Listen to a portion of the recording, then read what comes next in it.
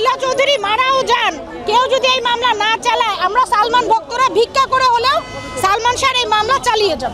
যারা সালমান শাহকে হত্যা করেছে, যারা এটাকে ধামাচাপা দিয়েছে, উপরের মহল থেকে করেছে, কারণ তখন তো ওই সময় আজিজ মোহাম্মদ ভাইয়ের নাম এসেছিল। এবং আপনারা রুবির লাইফটা দেখেননি, সামিরার পুরো ফ্যামিলি এটাতে ইনক্লুড। মায়ের সাথে ঝামেলার কারণে সামিরা, আমি খুন করে কি বলবো যে আমি খুনি? এটা কি কেউ বলে? কেউ বলে না। তাহলে তার মায়ের সাথে ঝামেলার জন্য সে আত্মহত্যা করছে, তাহলে লাশ, ঠিক আছে আত্মহত্যা করছে, লাশ নামানোর জন্য আশেপাশের লোক ডাকা হয় নাই কেন? ফ্যান ডাকা হয় নাই কেন? একটা প্রতিবেশী কেউ ডাকে নাই, গেটের একটা দারোয়ান কেউ ডাকে নাই, পুলিশকে ফোন করে নাই।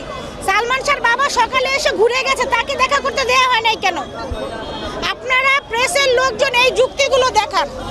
আর না হলে আমি ফেসবুক লাইভে যে ভালো করে প্রমাণ সহ ছবি দেখায়া আরেকবার এটা বিশ্লেষণ করে দিব।